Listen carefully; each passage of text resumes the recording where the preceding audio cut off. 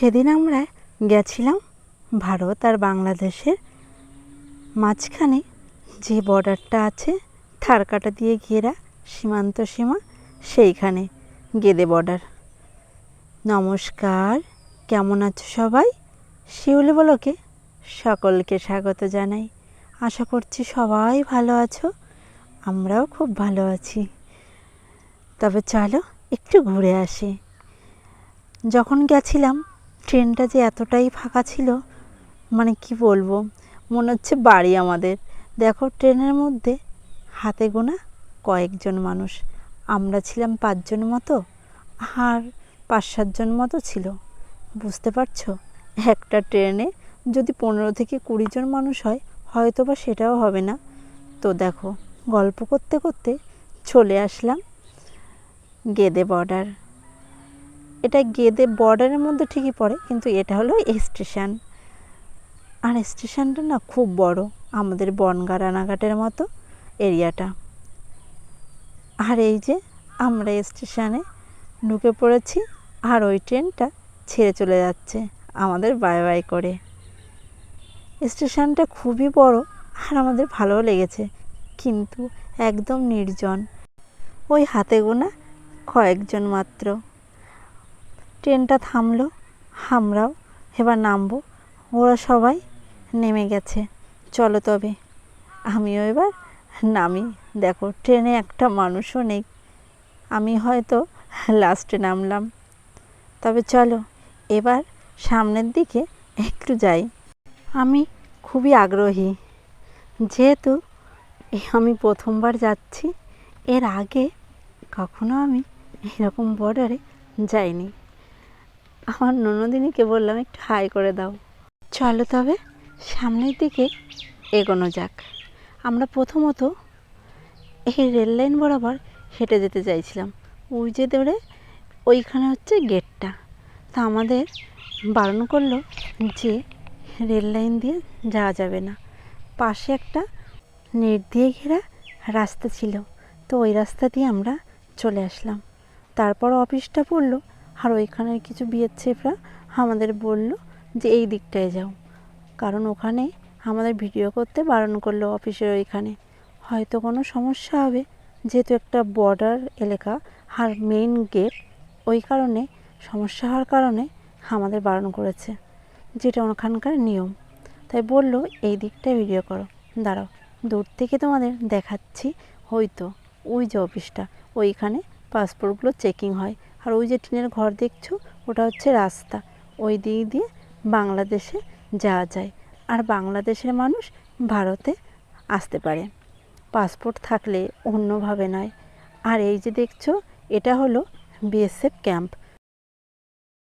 আর এই যে দেখছো, এখানে বাচ্চাদের একটা খেলার জায়গা করে দিয়েছে। আমার বাবু ওর পাপাকে নিয়ে ঠিক ওইখানে চলে গেল, যার যেটা কাজ। বাচ্চারা তো একটা খেলার জায়গা দেখলে খেলবেই। আর একটু সামনে এসেই এই যে হচ্ছে তার কাটার বেড়া, এইখান থেকে অনেকটা দূরে নাকি তার কাটা দিয়ে ঘেরা। তো ওই যে দূরে ওইখানে হচ্ছে মেইন গেট, মানে ওনাদের থাকার জায়গা। আর এই যে হচ্ছে ওনাদের ঘরগুলো। চলো একটু সামনের দিকে যাওয়া যাক। এই পর্যন্ত আসলাম, মেইন গেটটা পার করে এসছি, কিন্তু সামনে নাকি এখনও 2টো গেট, মানে 2 জায়গায় পারমিশন নিতে হবে যত সামনের দিকে যাবে, এই রকমই নাকি। আর এই যে দেখছো আমাদের ভারতের পতাকাটা, কিন্তু এটা হচ্ছে একটা গেট, খুব সুন্দর করেছে তাই না? আর ওই যে দূরে বাবু ওর পাপাকে নিয়ে আর ওর কাকাকে নিয়ে সামনের দিকে চলে গেছে। আমরা যদিও একটু লেট করেছি এই দেখার জন্য, আমরা ধীরে ধীরে যাচ্ছিলাম আর ভিডিওগুলো করছিলাম। যেহেতু এইখানে বারণ করেছিল ভিডিও করার জন্য, আমরা পারমিশন নিয়ে তারপরে ভিডিওটা করেছি। আমি আগে ভেবেছি তারকাটা মনে হয় একটা তারকাটাই হয়তো বা থাকবে, এখন দেখছি তারকাটাটা এমন আষ্টে পিষ্টে বাঁধা যে কী আর বলবো। ভেবেছিলাম যে এটা হলো বাংলাদেশ আর এটা এই বাপাশে হচ্ছে ভারত, কিন্তু পরে শুনি কিছুটা এরিয়া জায়গা ছেড়ে দিয়ে তারপর তারকাটাটা দিতে হয়। ওইদিকে আর ভিডিও করতে দেয়নি, আর যেহেতু 5টার সময় বন্ধ করে দেয়, তাই আর ভিডিও করা হয়নি। যেহেতু আমরা অনেকটা লেট করে এসেছিলাম ওই জন্য। আর এসে এইখানে দেখছি এখানকার বাচ্চারা খেলছে। ওই যে দেখছো ওটা হচ্ছে মেইন গেট, আর ওই যে নেট দিয়ে ঘেরা ওই রাস্তা দিয়ে আমরা প্রথম গেছিলাম।